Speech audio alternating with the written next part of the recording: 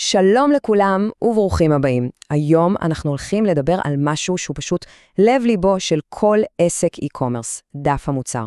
זה המקום שבו הכל קורה, הרגע שבו לקוח מחליט אם לקנות או לעבור הלאה.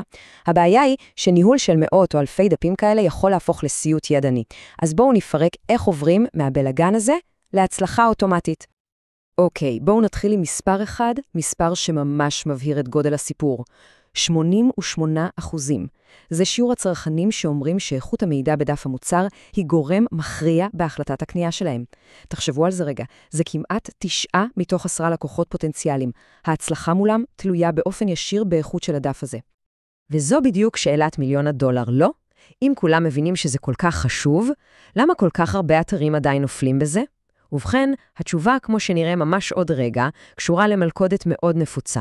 מלכודת העבודה הידנית. אז בואו נתחיל מהיסודות. חשוב להבין לעומק למה דף מוצר מעולה הוא לא סתם נחמד שיש, אלא ממש המנוע שיכול להזניק עסק קדימה או לתקוע אותו במקום. אז מה בעצם קורה כשהדף הזה עובד כמו שצריך?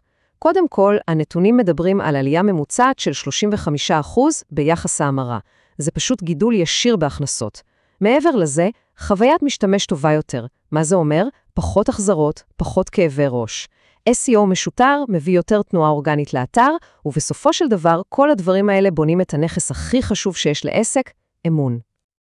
אוקיי, אם היתרונות כל כך ברורים, איפה הבעיה? אז זהו, שכאן אנחנו נכנסים ללב המלכודת האמיתית, הניהול הידני, ואיך הוא פוגע בעסקים, לפעמים בלי שהם אפילו שמים לב. האתגר הראשון והכי ברור זה הזמן. כשמדובר בקטלוגים עם מאות או אלפי מוצרים, העדכון הידני של כל דף, כל תיאור או כל תמונה, זה פשוט הופך לבור בלי תחתית. הוא שואב משאבים יקרים שאפשר היה להשקיע בצמיחה אמיתית של העסק. וכדי לסבר את האוזן, עסק עם 500 מוצרים בלבד, שזה לא עסק ענק, כן?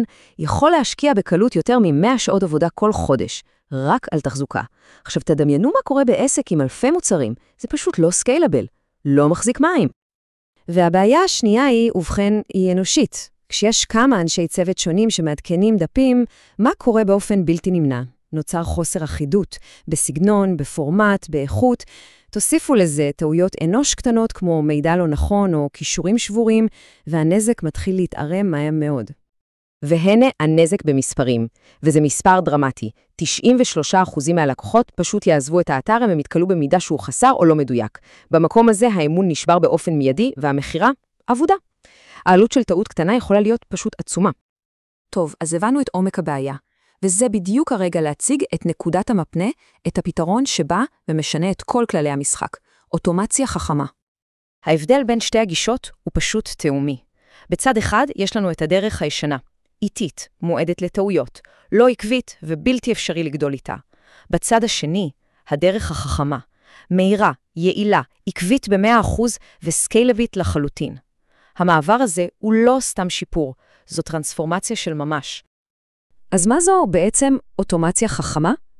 במילים פשוטות, מדובר על מערכת מבוססת בינה מלאכותית, שלומדת את המוצרים, את השוק, את הלקוחות, והיא יודעת לייצר ולשפר אוטומטית את כל מה שצריך בדף מוצר, מכותרות ותיאורים ועד לתמונות ולנתונים הטכניים.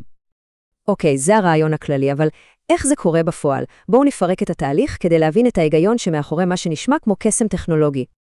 התהליך הזה מבוסס על מחזור רציף של 4 שלבים. הכל מתחיל בניתוח עומק של המצב הקיים, אחר כך המערכת מבצעת אופטימיזציה ומיישמת שיפורים.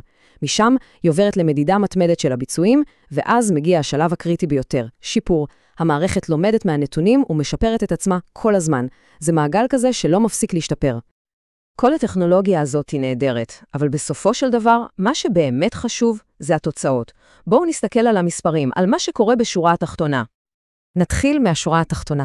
גידול ממוצע של 35% ביחס ההמרה.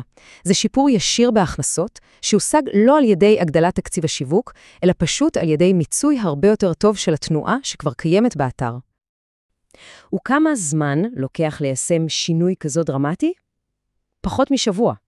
המהירות שבה אפשר להטמיע פתרון כזה ולהתחיל לראות תוצאות היא יתרון אדיר בעולם המהיר של האי-קומרס. זוכרים את בעיית חוסר העקביות שדיברנו עליה? אז אוטומציה פותרת אותה באופן מוחלט. 100% אחידות ועקביות בכל דפי המוצר. זה מה שמחזק את המותג ואת אמון הלקוחות. והיתרונות לא עוצרים שם.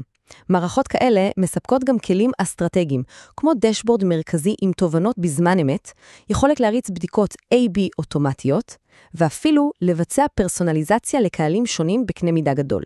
זה פשוט משחק אחר לגמרי. אז נסיים עם שאלה למחשבה. כדאי לבחון את התהליכים בעסק ולשאול, האם יכול להיות שהעבודה ידנית, זו שתמיד נראתה הכרחית, היא בעצם המחסום שמונע את קפיצת המדרגה הבאה? אולי הפתרון הוא לא לעבוד קשה יותר, אלא פשוט לעבוד חכם יותר,